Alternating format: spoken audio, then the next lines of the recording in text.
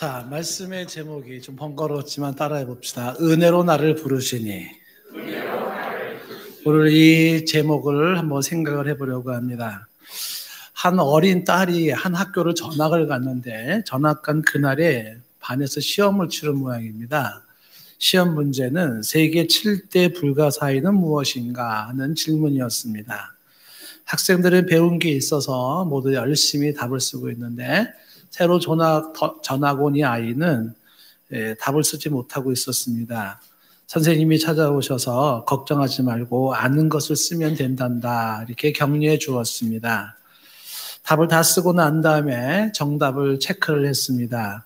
아이들이 쓴 대답들이 한 해는 두 해 다 썼는데 쓴 내용들을 보니까 멕시코에 있는 치첸 이치사 마야의 유적지, 중국의 만리장성, 브라질에 있는 라우데자네이루 예수상, 로마에 있는 콜로세움, 페루에 있는 잉카 유적지 마추픽추, 요르단의 페트라, 인도의 타지마할 등등 막 쭉쭉 쓴 거예요. 전학 온 아이는 뭐라고 답을 썼나 봤더니 이 아이가 쓴 대답, 세계 7대 불가사의는 첫째, 볼 수 있는 것, 둘째, 들을 수 있는 것, 셋째, 말할 수 있는 것, 넷째, 느낄 수 있는 것, 다섯째, 생각할 수 있는 것, 여섯째, 웃을 수 있는 것, 일곱 번째, 사랑할 수 있는 것이라고 써놨습니다. 아이의 대답을 건네받은 아이의 부모는 말을 잇지를 못했습니다. 아이는 그동안 어른들이 놓치고 있는 중요한 사실을 일깨워 준 것입니다. 진정 불가사의한 것이 무엇인지를 알게 한 것입니다. 가만히 생각해 보면 이 아이가 정답입니다. 정말 불가사의합니다. 볼 수 있다는 것, 들을 수 있다는 것, 말할 수 있다는 것, 불가사의하지 않습니까? 느낄 수 있다는 것, 이게 불가사의해요. 생각할 수 있다는 것, 웃을 수 있다는 것, 사랑할 수 있다는 것. 그런데 보니까 우리가 놓치기 쉬운 불가사의한 이 놀라운 것들이 이것만 있지는 않은 것 같아요. 여러분 지금 옆에 공기가 있지 않습니까? 그 공기가 있어서 우리가 지금 숨을 쉬는데 이 공기가 여기 있다는 게 좀 불가사의하지 않나요? 어떻게 여기 공기가 이렇게 있을까? 공기의 고마움을 가질 수 있기를 바랍니다. 마실 수 있는 물이 있다는 것도 사실은 불가사의하고 고마움입니다. 먹을 수 있는 과일도, 볼 수 있는 예쁜 꽃도, 그런 것도 다 사실은 불가사의하고, 그리고 또한 고마움입니다.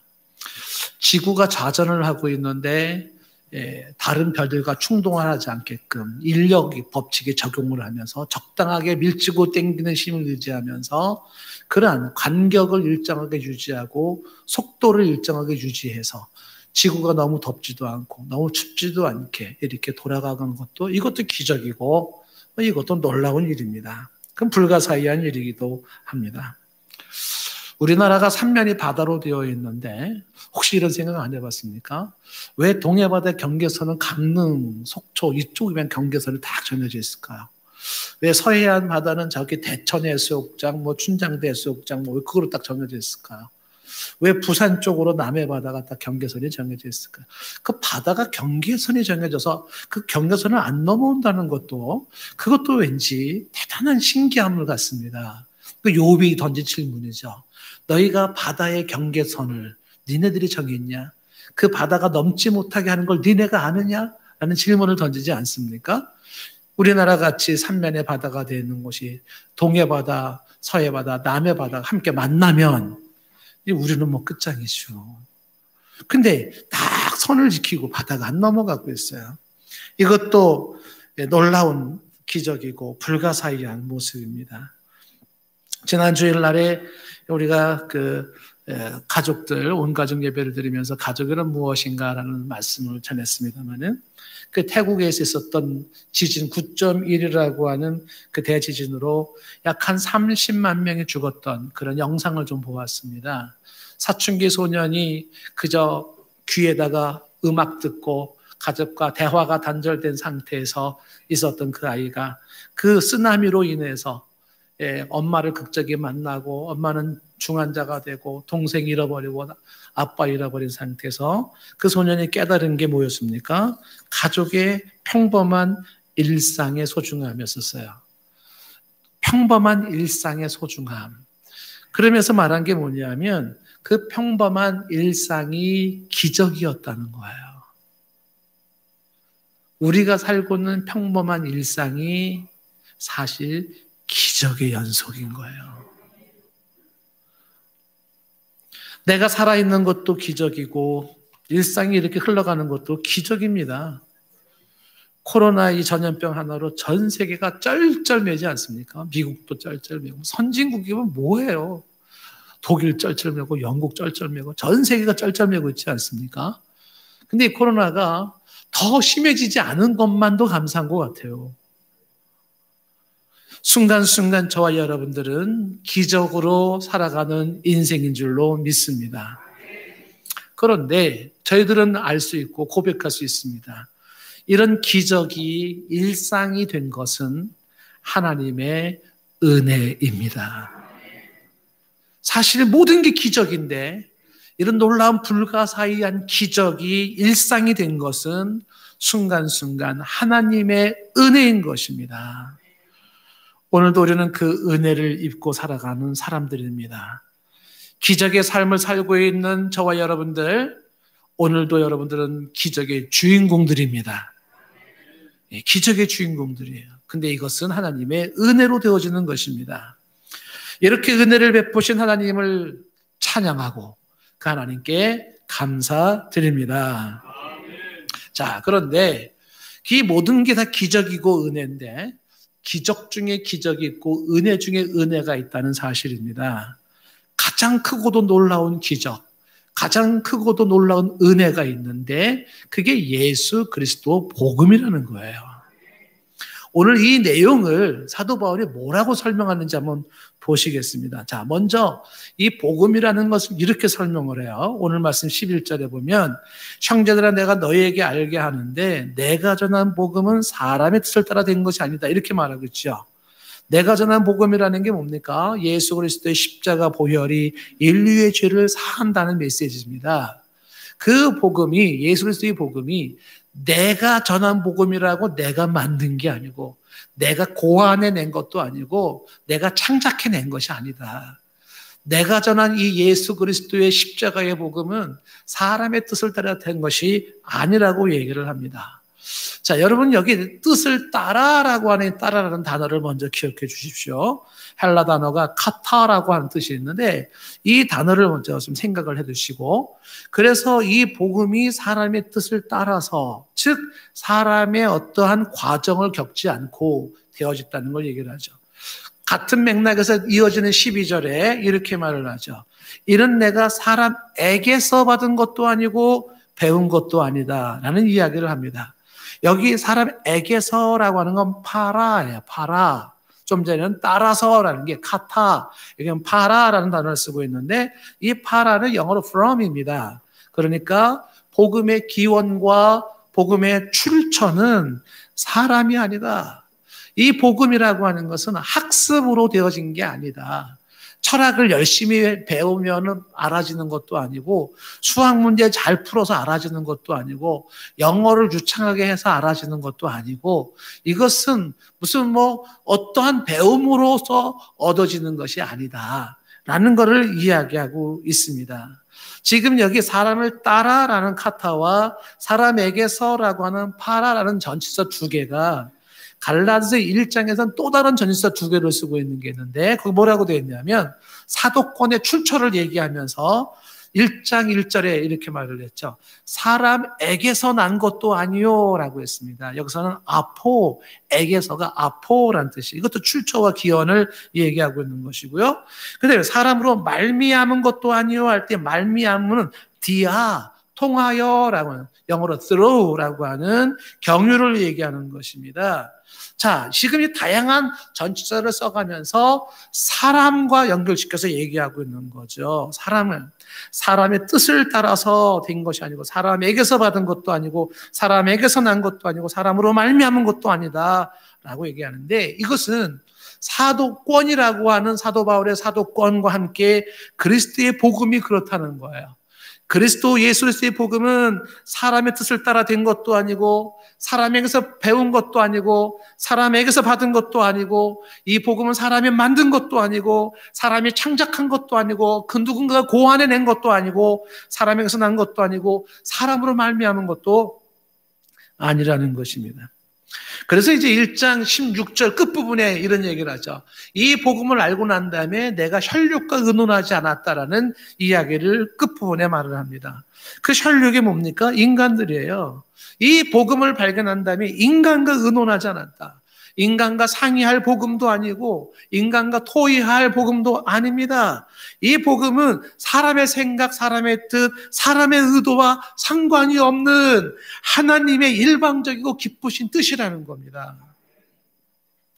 그래서 이 복음에 대해서는 그 어떤 사람도 임의로 더하거나 뺄 수가 없습니다. 자, 그렇게 사람과 상관이 없는, 사람으로부터 주어진 게 아닌 그 복음을 어떻게 알게 되었는가? 12절 말씀 끝부분에 나와 있죠. 어떻게 알게 됐냐면 오직 예수 그리스도의 계시로 말미암은 것이라. 이 계시로 알게 됐다라는 거예요. 계시로. 그 예수 그리스도의 계시라고 하는데 이 계시라는 단어가 신학적으로 굉장히 중요한 단어입니다. 아포칼립시스라는 단어를 쓰고 있는데 무슨 뜻이냐면 열어서 보여준다가 계시예요. 열어서 보여준다. 감추인 것이 드러난다라는 게 계시입니다.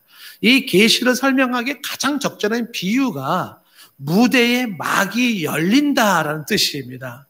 여러분은 어디 이렇게 연극 같은 데 가면은 실내가 불이 다 꺼지고 무대가 있고 막이 딱 쳐져 있지 않습니까?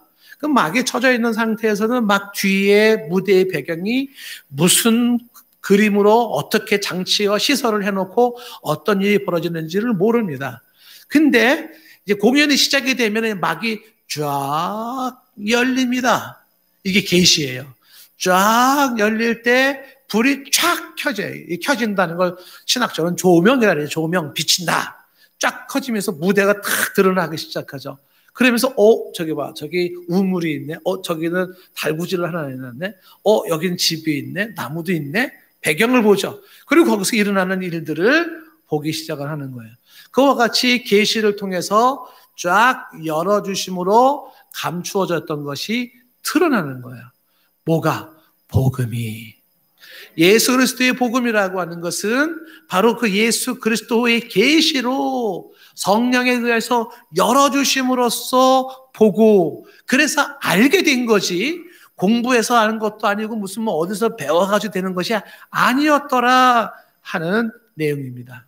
자, 오늘 설교에서 두 가지를 강조하고 싶은 건데 이 그리스도의 계시가 문을 쫙 열어줄 때 그때 그 그리스도의 계시로 열린 상태에서는 두 가지가 보이는 거예요. 첫 번째는 뭐가 보이냐면 나의 죄가 보입니다. 나의 죄가.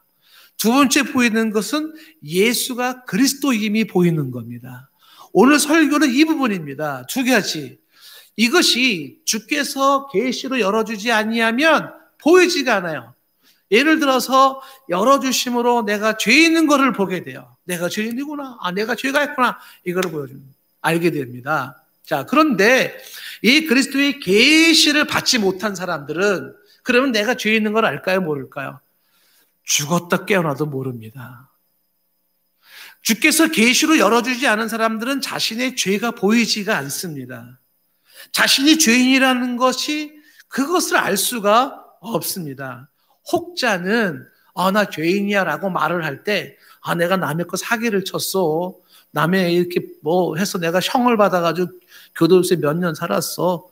그것 때문에 나는 죄인이야 라고 말하는 사람이 있다면 그건 빙산의 일각에 불과한 것이에요. 주께서 성령 가운데 막이 열리듯이 계시 문을 쫙 열어서 그때에 딱 볼 때에 첫째가 내가 얼마나 더러운 죄인인지가 보이기 시작해요. 내가 얼마나 추한 죄인인지, 내가 얼마나 심각한 죄인인지를 그 하나님의 계시 열림 속에서 보게 됩니다. 나의 더러움, 나의 흉물스러운 이 실체를 보기 시작하는 거예요. 그래서 정말 내 온 삶에, 내 영혼에 정말 문둥병같이 더러워져 있는 그런 그 고름이 질질 나는 듯한 이런 모습의 실체를 보면서 대부분의 100이면 100, 그 사실 앞에서 사람들은 다 부들부들 떨면서 절망을 합니다. 무릎을 꿇으면서, 그리고 눈물 콧물을 펑펑 쏟으면서 자신의 죄로 비통하며 괴로워합니다. 이 이야기를 듣는 여러분들 중에서도 이 이야기가 실감이 안 나시는 분들이 계셔요. 아니, 뭐 그런 게 어디 있어. 뭐가 나가 죄인인 걸 알고서 무슨 부들부들 떨고 무슨 뭐 눈물 콧물을 쏟는 게 그런 게 어디 있어. 이럴 분들이 계신다니까요. 그냥 하는 소리야, 저거는. 그런데 아마도 여기 계신 분들 중에 많은 분들은 제가 얘기하는 게 지금 뭔 얘기인지 경험하신 분들이 계실 거예요. 네. 내가 죄인이라는 것 때문에 정말 처절하게 울며 불며 그렇게 괴로워하며 힘들어했었던, 회개했던 순간들을 기억할 겁니다. 어느 순간 인생의 문제를 가지고 기도를 하는데 하나님 이 문제 때문에 힘들어요. 이것 좀 해결해 주세요라고 기도를 해요. 그러면 기도가 깊어지잖아요. 그러면 성령께서 그리스도의 계시를 통해서 열어주셔요. 그 열어주실 때 내가 어떤 문제를 놓고 기도했는데 그 문제가 도무지 문제도 아니에요. 진짜 문제를 보여주시는데 진짜 문제가 뭐냐? 내가 얼마나 큰 죄인인지 이게 보이는 거예요. 내가 얼마나 큰 죄인인지. 남 얘기할 것도 없고 남 탓할 것도 없고 다른 거 할 얘기가 없어요. 내가 얼마나 더러운 죄인인지, 내가 얼마나 문제가 많은 인간인지 이거 보여지면서 견딜 수 없이 그때는 이제 기도가 하나밖에 안 나오는 거죠. 주여, 이 죄인을 용서해 주십시오. 주여, 이 죄인을 불쌍히 여겨 주십시오. 주여, 내가 죄인입니다. 내게 자비를 베푸십시오. 내게 긍휼을 베풀어 주십시오. 이 얘기밖에 안 나와요. 가려져 있던 게 열려서 보여지듯이 주 예수 그리스도의 계시가 내게 주어질 때 사람에게서 배운 것도 아니고 사람을 통해서 얻어진 것도 아닌 그 계시로 눈이 쫙 열려지면서 보았던 첫 번째는 내가 얼마나 죄인이었나, 내가 얼마나 흉한 죄인이었나, 이거를 먼저 보여주는 겁니다. 그리고 나서 또 하나 그 계시로 보여지는 것이 예수가 그리스도였구나, 이거를 알게 되는 겁니다. 하나님의 제2위이신 그 성자, 그 하나님이, 그 창조주이신 그분께서, 영원 전부터 영광과 찬송을 받으신 그분께서 이 땅에 육신을 입고 이 땅에 오셔서 이 땅에서 처절하게 조롱과 핍박과 멸시를 받고 십자가에서 피 흘린 사건들이 보여지기 시작하는데, 그것이 하나의 역사적 하나의 사건으로 끝나는 게 아니라 왜 그분은 인간이 되셔야 했고, 왜 그는 그렇게 버림받아야 했으며, 그는 왜 그렇게 피를 쏟으시며 십자가에 죽어야 했는지, 그 보혈의 의미와 그 보혈의 가치가 이 죄인에게 보이기 시작을 하는 거예요. 그러면서 그 예수 사건이 나와 상관이 있게 되는 거예요. 그리고 그 예수님이야말로 내 인생의 그리스도 메시아 구원자라고 고백하게 됩니다. 나 같은 죄인에게 유일한 구원자는 바로 그 예수, 그렇게 죽으시고 피 흘리신 그분이 나의 구원자라고 그렇게 고백할 수 있게 됩니다. 언제요? 하나님의 그 계시로 눈을 열어 보여줄 때입니다. 여러분들 중에는 그게 정말 그렇겠어? 이렇게 생각하시는 분들 계실지 모르겠어요. 오늘 이야기가 성경의 오늘 본문 내용이 그 사례를 설명해 주는 한 사례. 그 사례가 사도 바울 자기 자신입니다. 그래서 자기 자신은 오늘 이야기가 회심 전과 회심 후를 나누어서 설명을 하고 있습니다. 다시 말하면 예수가 그리스도라는 사실에 눈이 열리기 전과 그리고 눈이 열린 이후의 삶을 나누어서 설명을 하고 있는 겁니다. 한번 볼까요? 회심 전, 이 계시를 받기 전에, 눈이 열리기 전에 그때 모습이 어땠는지 한번 보십시오. 회심 전 13절 말씀입니다. 그때는 내가 이전에 유대교에 있을 때였습니다. 유대교는 어떤 종교입니까? 구약 성경만 믿는 이스라엘의 종교입니다. 신약 성경을 믿지 않기 때문에 예수님을 메시아로 믿지 않고 삼일체 하나님을 믿지 않습니다. 그래서 이 유대교는 그 복음을 아직 깨닫지 못한 거예요. 예수 그리스도에게 눈이 열리지 않은 상태입니다. 그때 그 유대교에 있을 때 타종교, 이방 종교, 부질없는 종교에 빠져 있었던 그때에 그게 정답인 줄만 알았었어요. 왜? 아직 예수 그리스도의 눈이 떠지지 않은 상태이기 때문에 그게 정답인 줄만 알았습니다. 그때 어떤 일을 행했습니까? 13절에 보니까 그때 행한 일을 너희가 들었거니와 하나님의 교회를 심히 박해하며 멸하고 라고 되어 있습니다. 그동안에 살았던 자기의 삶은 하나님의 교회를 심히 박해하며 멸했던 것임을 뒤늦게 깨닫게 된 것입니다. 박해했는데 그냥 박해한 게 아니라 심히 박해했습니다. 능동적으로 박해했고 적극적으로 박해를 했습니다. 멸하고라는 말이 개역 성경에는 잔해하고라고 되어 있는데 잔멸하여 완전히 없애버린다는 뜻입니다. 자, 이때의 장면을, 실제 장면을 한번 볼까요? 사도행전 8장 1절부터 나옵니다. 사울은 바로 회심하기 전, 바울이 회심하기 전에 이름이 사울이었습니다. 그가 죽임을 당함을, 그가 누구냐면 스데반입니다. 스데반이 죽음 당함을 마땅히 여기더라. 이렇게 시작되고 있습니다. 이 스데반이 죽은 것, 스데반은 누구냐면 예수 그리스도의 복음에 눈이 떠진 사람이고, 그리고 예수 그리스도를 붙잡아서 그 눈뜬 복음, 그 예수 그리스도의 복음이 얼마나 기적 중에 기적이고 얼마나 은혜 중에 은혜인지 그거를 너무너무 놓을 수가 없어서 돌에 맞아 죽으면서도 놓지 않았어요. 가치를 알았고 의미를 알았기 때문에 돌에 맞아 죽으면서도 그렇게 그 스데반의 죽는 거를 마땅히 여겼다라고 말합니다. 당시에 예수 그리스도를 부정했던 유대인들의 정서예요. 스데반은 마땅히 죽어야 할 자라고 생각을 했어요. 저 예수쟁이는 마땅히 제거해야 할 대상이라고 여겼습니다. 기독교는 없어져야 할 종교라고 말했던 거예요. 종교는, 이 기독교는 타도의 대상이에요. 그렇게 생각했던 자신의 과거입니다. 예수 그리스도의 복음이 열려지기 전에는 그렇게 살았다는 거예요. 사도행전 8장 3절에 이어지는 말씀이 이렇게 얘기를 합니다. 이 사울이 교회를 잔멸하려고 각 집에 들어가서 남녀를 끌어다가 옥에 넘겼다고 말을 합니다. 단순히 기독교에 대한 무관심이 아닙니다. 단순히 기독교에 대한 반대가 아닙니다. 기독교를 어떻게 적극적으로 공격하면서 대적하는데, 집집마다 찾아다니면서 전도하는 게 아니라 집집마다 찾아다니면서 남녀를 불문하고 끌어다가 감옥에 집어 던져버리는 거예요. 그게 회심 전의 모습이에요. 예수 그리스도의 복음에 눈이 떠지기 전의 모습입니다. 이 장면을 사도행전 9장 1절에는 이렇게 설명했죠. 사울이 주의 제자들에 대하여 여전히 위협과 살기가 등등하여 라는 표현이 나와 있습니다.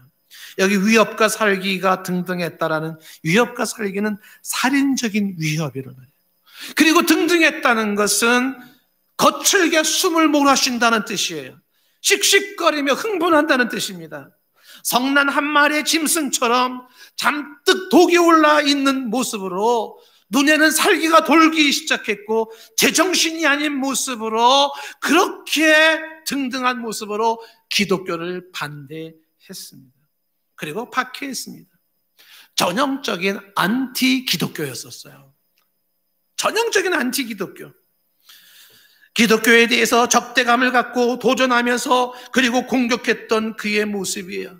그 열정이 어느 정도였는지 이어지는 2절 말씀에 예루살렘에서 다메섹으로 향하는 다메섹, 지금의 시리아의 수도 다메섹이에요.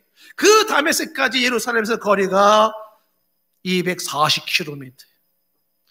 240km를 마다하지 않냐고, 예수쟁이 잡아 죽인다고, 그리고 갔던 사람이 예수 복음을 알기 전에 바울의 모습이었습니다.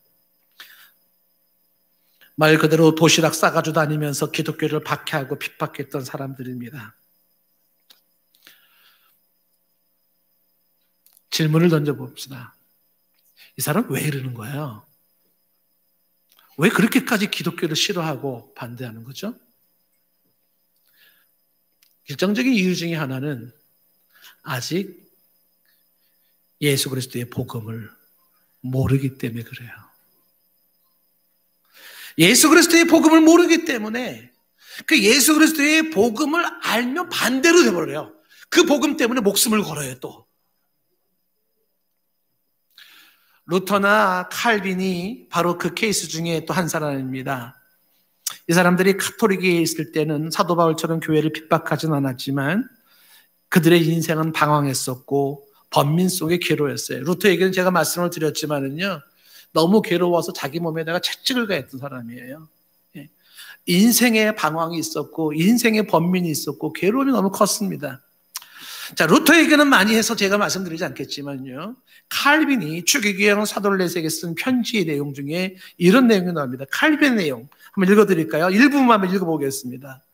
그러나 그때에 갑자기 아주 다른 형태의 교훈이 떠올랐습니다. 지금까지 내가 얼마나 더러운 돼지우리에서 뒹굴고 있었는지, 더러운 돼지우리에 뒹굴고 있었대요.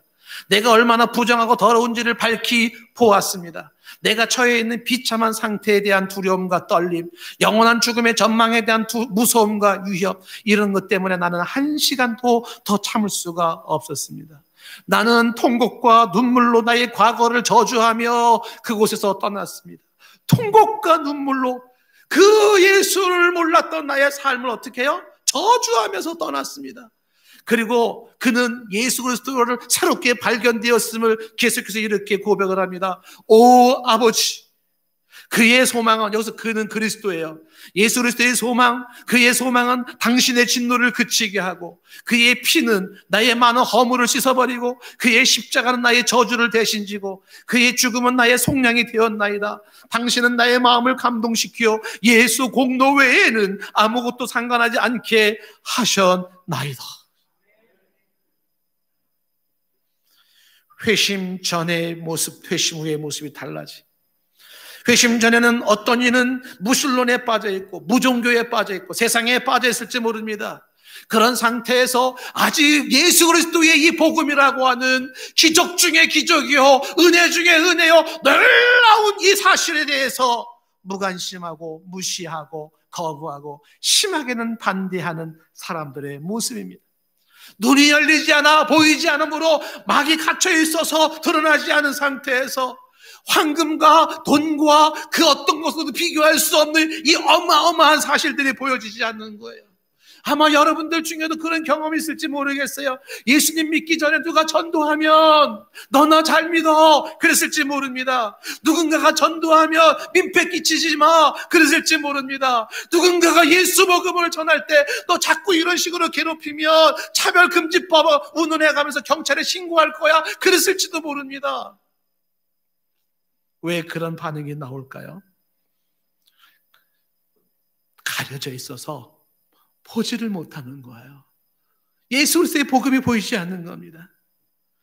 그 예수 그리스도의 복음이 계시로 열어져야 되는데 보여지지 않으니까 이단에 빠져가지고 그리스도가 이루는 완전한 구원을 미완성으로 여기고 교주의 가르침이 구원을 줄 거라고 믿고 하나님의 영원한 이 순간 그리스도의 뜻을 거역하고 예수 그리스도의 대속을 욕보이고 있어요. 이단에 빠진 사람들이. 사도 바울이 자신의 이런 추했던 과거의 이야기를 하는 이유가 무엇일까요? 왜 내가 회심 전에 이랬다는 이야기를 그가 고백하는 이유가 무엇일까요? 자신이 한때 막 나가던 두려울 게 없던 객기를 부렸던 자기를 자랑하려고 했던 것일까요? 아니면 드라마 같았던 자기 인생을 말하고 싶어서 그랬을까요? 아닙니다. 겸손히 진실하게 자신을 자책하면서 죄를 공개적으로 고백하는 회개의 행위인 것입니다. 디모데전서 1장 15절 말씀에 그는 이렇게 말하죠. 미쁘다 모든 사람이 받을 만한 이 말, 이 복음이요, 그리스도 예수께서 죄인을 구원하시려고 세상에 임하셨다 하였도다. 죄인 중에 내가 괴수니라라고 말합니다.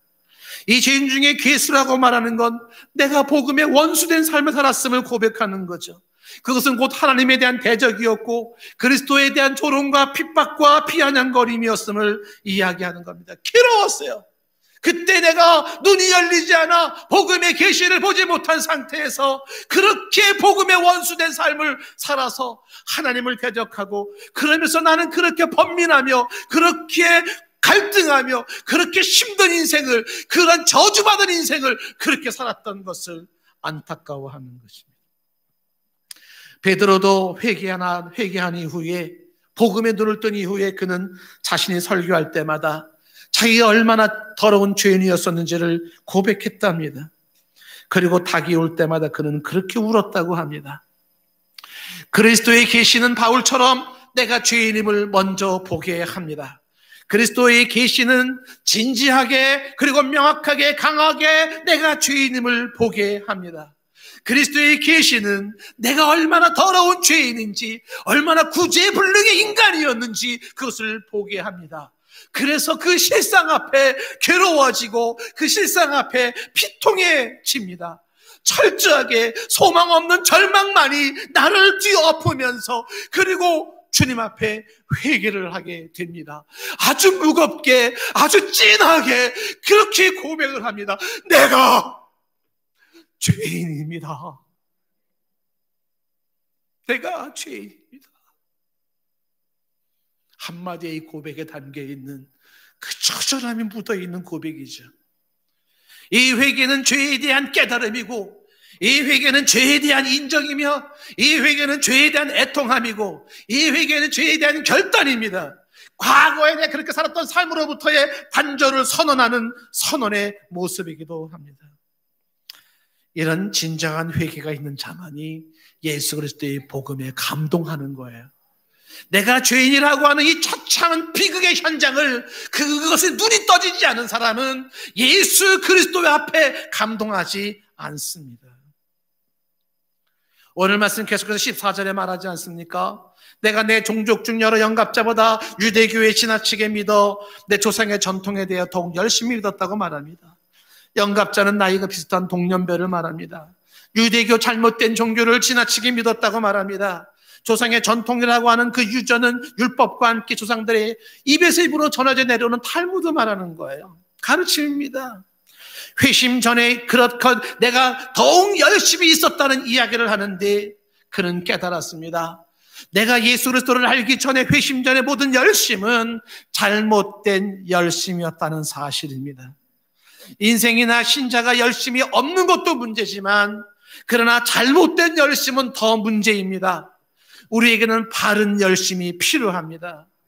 잘못된 열심 때문에 이단에 빠져서, 그 잘못된 열심 때문에 예수 그리스도의 복음에 대한 열심이 아닌 그 밖에 잘못된 열심 때문에 이혼을 하고, 그 잘못된 열심 때문에 가출을 하고, 그 잘못된 열심 때문에 생업을 포기하고, 잘못된 열심 때문에 학업을 포기하고, 잘못된 열심 때문에 비인간적인 대우를 받으면서 교주에게 충성하고, 그 잘못된 열심 때문에 가정이 파탄되고, 그 잘못된 열심 때문에 자녀들의 꿈을 빼앗고, 잘못된 열심 때문에 반사회적인 인물이 되어져서 살아가요. 더욱 심각한 것은 그 잘못된 열심 때문에 그리스도의 십자가의 보혈을 헛되게 만들고, 그 잘못된 열심 때문에 하나님을 위한다고 하면서 하나님을 거역하고 하나님을 대적하며 살아갑니다. 그 잘못된 열심 때문에 복음의 원수가 되어 살아가고 있었다는 사실이에요. 예수 그리스도의 계시는 이런 죄들을 보게 하는 겁니다. 아, 내가 죄인으로 살았구나. 내가 죄인으로 살았구나. 그러면서 이 계시가 두 번째 보여주는 게 뭐라고요? 예수가 그리스도임을 보여주는데, 회심하고 난 이후에 이제는 예수의 계시를 통하여 복음을 알 이후에 달라지는 것이 이렇게 달라집니다. 회심 후의 모습, 15절 말씀입니다. 내 어머니의 태로부터 나를 택정하시고 그의 은혜로 나를 부르시니, 여기서부터 달라지기 시작합니다. 나는 어머니의 태로부터 택정된 자였었구나, 이거를 알게 되는 것입니다. 그 어머니의 태로부터 택정되었어요. 내가 태어나기 전부터 하나님은 나를 택했구나, 이거를 알게 되는 겁니다. 이 고백을 이사야도 고백을 했습니다. 이사야 49장 1절 말씀에, 섬들아 내게 들으라, 번거 백성들아 귀를 기울이라. 여호와께서 태에서부터 나를 부르셨고 어머니의 복중에서부터 내 이름을 기억하셨으며 라고 말합니다. 하나님이 엄마 태에서부터 나를 불렀고 어머니의 복중에서부터 내 이름을 기억했다고 말을 해요. 예레미야도 고백합니다. 예레미야 1장 5절 말씀에, 내가 모태에 짓기 전에 하나님은 내가 너를 알았다라고 말하고, 내가 배에서 나오기 전에 너를 성별하였다, 내가 여러 나라의 선지자로 너를 세웠다고 말씀을 합니다. 예레미야 1장 5절 말씀을 가지고 수련회에서 내가 누구인지 이제 알았습니다라는 설교를 했습니다. 그때 설교를 들었던 우리 교회에 나온 초신자 한 분이 뒤늦게 고백을 합니다. 그때 그 설교를 들으면서 자신이 타종교를 믿다가 지금 예수를 믿기 시작했는데 지금 너무 좋대요. 예수 믿는 게 너무 좋답니다. 근데 그분의 얘기가 그런 거예요. 하나님이 내가 태어나기 전부터 나를 그렇게 택정하신 게 있었는데 내가 엄한 데서 헤맸구나. 엄한 데서 헤맸구나. 하나님이 일찍이 나를 당신의 자녀로 구별해 놓았고 내가 좀 더 일찍 주님 앞에 나왔어야 되는데 내가 정말 쓸데없는 것 가지고 헤맸구나, 이렇게 고백을 하는 걸 들었습니다. 맞습니다. 하나님의 택하심이 있어서 뒤늦게나마 복음을 듣게 되고 이걸 알게 되고 눈이 열려서 내가 죄인이고 나 같은 중병에 걸린 사람에게 최고의 약이 되는 예수 그리스도의 대속의 은혜, 대신 속죄해주는 그 은혜를 알게 되는 것입니다. 이것을 사도 바울은 회심 후에 하나님의 나를 택정하심이며 그의 은혜로 나를 부르심이라고 말하고 있습니다. 에베소서 1장 4절 말씀이 이거는 창세 전부터 있었던 것이라고 얘기를 해요. 세상을 창조하기 이전부터 그리스도 예수 안에서 우리를 택하셨던 하나님이십니다. 우리로 사랑 안에서 그 앞에 거룩하고 흠이 없게 하시려고 이어진 5절 말씀, 그의 기쁘신 뜻대로 우리를 예정하사 예수 그리스도를 말미암아 자기의 아들들이 되게 하셨다고 말씀하고 있습니다. 그리스도의 계시로 눈이 열린 사람은 내가 택정함을 입은 자임을 압니다. 왜요? 아무에게나 보여지는 복음이 아니기 때문에 그래요. 이 복음이 아무에게나 열리지가 않습니다. 이거를 지금 사도 바울은 말하기를 그의 은혜로 나를 부르시니라고 말을 하고 있는 것입니다. 은혜로 나를 부르신 거죠. 하나님의 은혜로 나를 불러주신 하나님이 나로 하여금 이 복음을 알게 하신 것입니다. 살아가는 일상이 기적이고 살아가는 모든 삶이 기적인데 그것이 은혜요, 그 은혜로 살아가지만, 그러나 은혜 중에 은혜, 기적 중에 기적은 나로 하여금 나의 영원한 운명을 결정짓는, 바로 내가 죄인이라는 사실과 중병에 걸려있다는 사실과, 그리고 이것을 해결할 수 있는 유일한 길로 영원전부터 하나님이 예수 그리스도의 이 사건을 예정하시고 이것을 허락하시고 이루셨다는 사실입니다. 그 은혜로 이거를 알게 된 것이고 그 은혜로 나를 이렇게 불러주신 것입니다. 내가 잘나서 이 복음을 안 것도 아니고, 내가 똑똑해서 이 복음을 안 것도 아니며, 내가 대단해서 이 복음을 안 것도 아닙니다. 다만 나를 불쌍히 여기시고 나를 긍휼히 여기셨던 하나님의 일방적인 그분의 은혜가 나로 하여금 이 은혜 안에 거하게 하신 것입니다. 로마서 8장 30절 말씀, 미리 정하신 그들을 또한 부르시고 부르신 그들을 또한 의롭다 하시고 의롭다 하신 그들을 또한 영화롭게 하셨다고 말을 합니다. 정해졌기에 부르셨고 부르셨기에 의롭다 하셨고 의롭다 하셨기 때문에 마지막 영화롭게 하십니다. 오늘의 구원은 과거의 선택과 미래의 영화로 이어집니다. 오늘 내가 예수를 주로 고백하는 이것은 과거의 택함과 영원까지 보장되는 연결선으로 되어 있는 줄로 믿습니다. 주께서 나를 이렇게 은혜를 주시고 부르신 목적이 무엇일까? 왜 이 복음에 눈을 뜨게 하셨을까? 갈라서 이어지는 16절 말씀에 오늘 말씀은 그의 아들을 이방인에 전하기 위해서라고 말을 합니다. 그를 내 속에 나타내시기를 기뻐하셨을 때에 라고 표현을 합니다. 이방인에게 이 예수 그리스도의 복음이 전파되기를 원해서 나를 통하여 그 예수 그리스도가 드러나는 것을 기뻐하시는 하나님, 내 안에 그리스도가 드러나기를 기뻐했던 하나님은 지금 이방인들 가운데서도 그 예수 그리스도가 드러나기를 하나님은 기뻐하십니다. 눈이 가려져 있어서 기적 중에 기적이고 은혜 중에 은혜인 예수 그리스도의 복음을 모르는 자들에게 이것이 드러나지기를 하나님은 기뻐하십니다. 나의 삶을 통하여서, 나의 언행을 통하여서 내 주변 사람들에게 예수가 그리스도인 것을, 우리 모든 인간은 그 예수가 그리스도 되심이 절대적으로 필요하다는 사실이 드러나기를 원하십니다. 내가 직업적인 전도자이든지 아니든지 내 삶을 통해, 내 언행을 통하여서 이 그리스도가 드러나기를 원하시는 거예요. 디모데전서 1장 12절 말씀에 그는 고백하지, 나를 능하게 하신 그리스도 예수 우리 주께 내가 감사하는 것은 나를 충성되이 여겨 내게 직분을 맡기심이. 절대로 충성되지 않아요. 근데 내게 직분을 맡겼어요. 저는 제가 저를 알아요. 유정필 목사 충성되지 않아요. 근데 저를 충성되이 여겨 직분을 맡긴 거예요. 감지덕지입니다. 감지덕지예요. 여러분에게 어떤 직분을 맡겼을 때 여러분들이 그거 할 만한 자격이 되기 때문에 맡긴 거라고 생각하십니까? 천만의 말씀이에요. 충성되이 여겨서 직분을 맡기신 겁니다. 나 같은 것에게 이걸 맡기신 것이 감지덕지라고 고백을 해야 돼요. 충성되이 여겨 직분을 맡기셨어요. 그리고 13절에 말합니다. 내가 전에는, 회심 전에는 비방자여 박해자여 폭행자였어요. 도리어 그런데 긍휼을 입은 것은 내가 믿지 아니할 때 알지 못하고 행한 것 때문이라. 14절에 우리 주의 은혜가 그리스도 예수 안에 있는 믿음과 사랑과 함께 넘치도록 풍성하여도다. 우리 주의 은혜가 그리스도 예수 안에 있는 그 믿음과 사랑으로 넘치도록 풍성했다고 고백을 합니다. 15절 말씀, 믿보다 신실하다, 진실되다, 모든 인류의 사람들이 받을 만한 이 복음이요, 그리스도 예수께서 죄인을 구원하시려고 세상에 임하셨도다. 내가 죄인 중에 괴수다.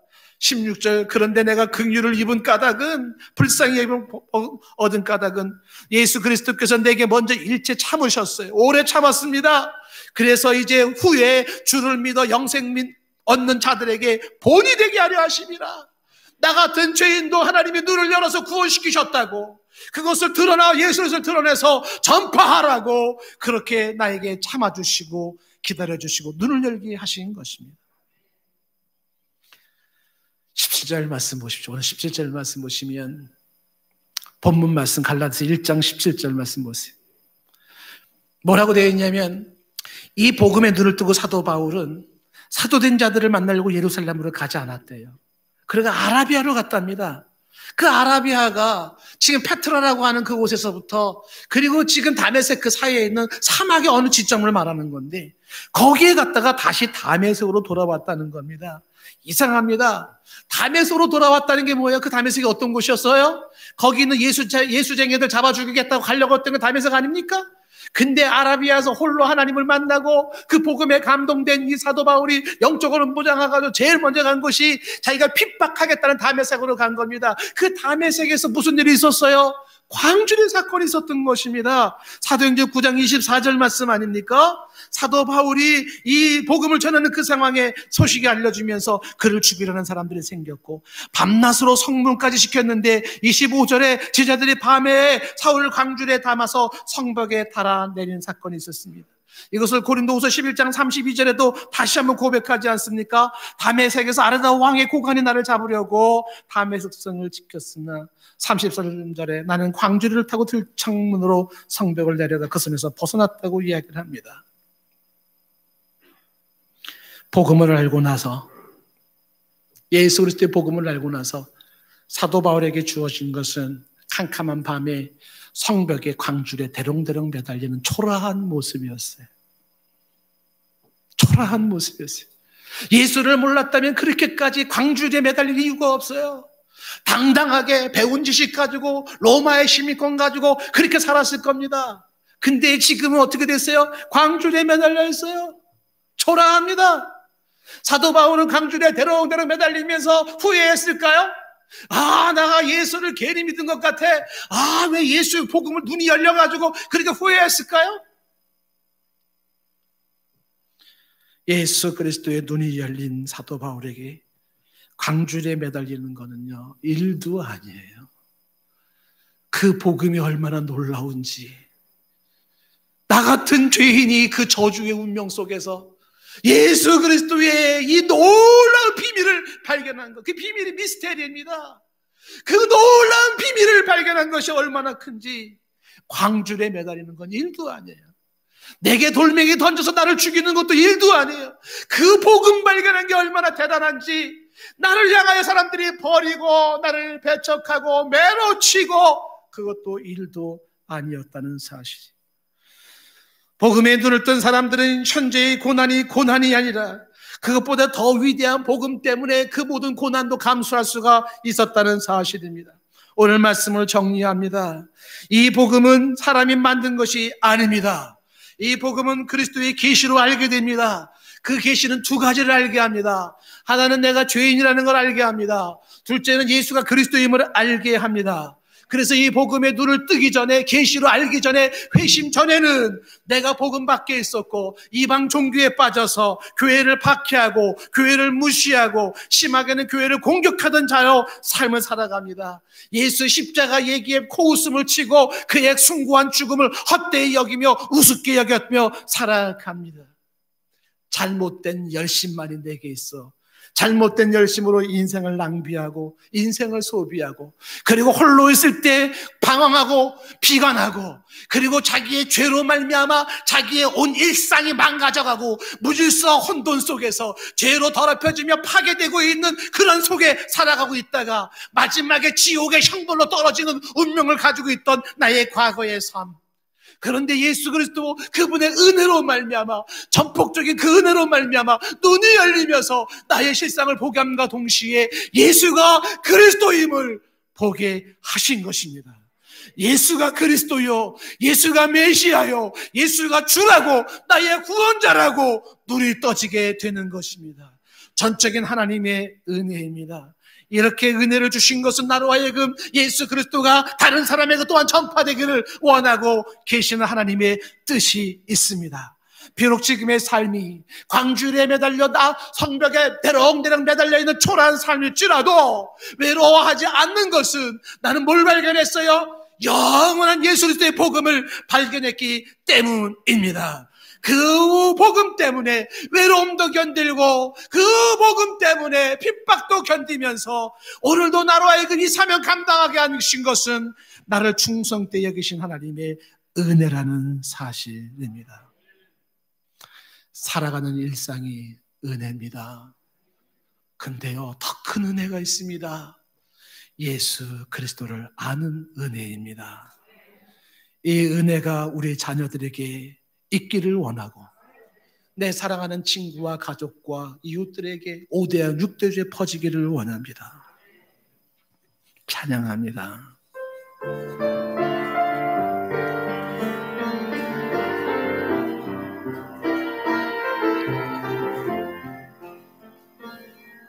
나를 지으신 이가 하나님,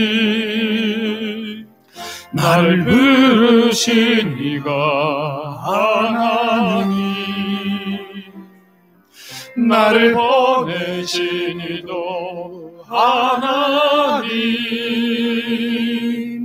나의 나 된 것은 나 하나님 은혜라.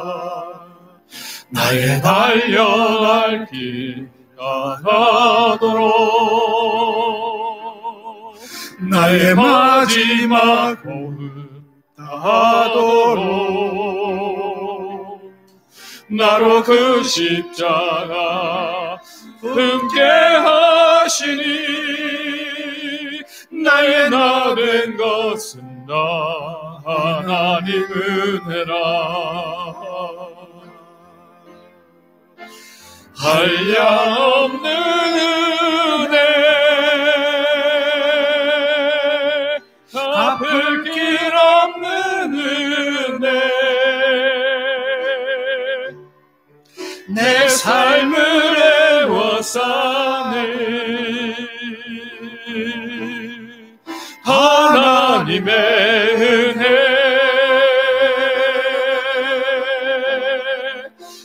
나 주저함 없이 그 땅을 밟음도 나를 붙드시니 하나님의 은혜. 반쪽에서 계시고 눈을 감겠습니다. 저는 여러분들에게 간절한 모습으로 기도하고 소원합니다. 그리스도의 계시를 우리에게 허락하사 우리의 눈이 열려 내가 죄인임을 보게 하시고 예수가 그리스도임을 보기를 원합니다. 예수 그리스도의 계시가 여러분들의 사랑하는 사람들에게도 임하기를 원합니다.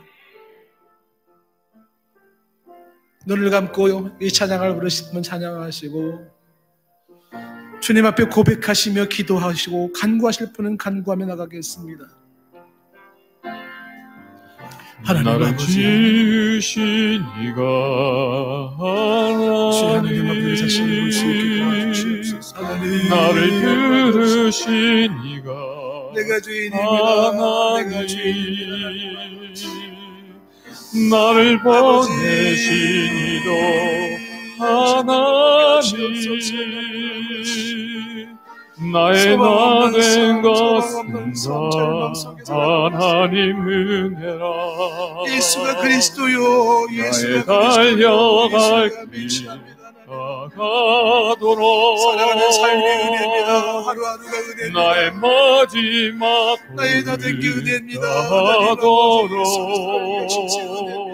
은혜로 알게 하시고 나로 그 십자가 함께 하시니 나의 나 된 것은 다 하나님 은혜라. 한량없는 은혜 갚을 길 없는 은혜 내 삶을 애워싸니 예수가 나의 그리스도라고 고백하게 하옵소서. 예수가 나의 그리스도라고 고백하게 하나님의 나에게는 예수가 필요하다고. 나에게는 예수가 필요하다고. 나에게는 예수가 필요하다고. 나는 예수가 그리스도. 오 하나님 아버지의 믿음이 내 안에 있사옵소서.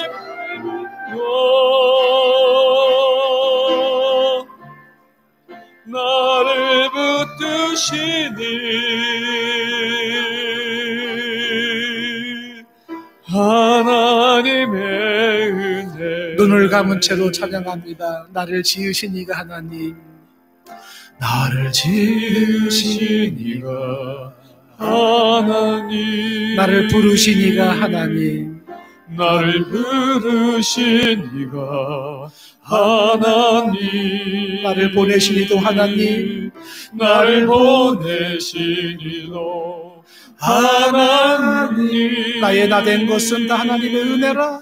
나의 나 된 것은 다 하나님 은혜라. 나의 달려갈 길 다가도록, 달려갈 길 나가도록, 나의 마지막 호흡 다하도록, 나의 마지막 호흡 다하도록, 나로 그 십자가 품게 하시니, 나로 그 십자가 품게 하시니, 나의 나 된 것은 하나님의 은혜라. 나의 나 된 것은 다 하나님 은혜라. 한량없는 은혜, 한량없는 은혜, 갚을 길 없는 은혜, 갚을 길 없는 은혜, 내 삶을 애워싸는 내 삶을 애워싸는 하나님의 은혜, 하나님의 은혜. 나 주저함 없이, 나 주저함 없이 그 땅을 밟음도, 그 땅을 밟음도 나를 붙드시는 나를 붙드시는 하나님의 은혜, 하나님의 은혜. 예수 그리스도의 계시를 사도 바울에게 허락하셨듯이 우리에게 허락하심을 감사하고 내 주변의 많은 사람에게도 허락하여 주시옵소서. 예수가 나의 그리스도요, 예수가 나의 주요, 예수가 나의 구원자요, 이러한 진심 어린 고백들이 처처에서 울려 퍼지게 하옵소서. 예수님의 이름으로 기도드리옵나이다. 아멘.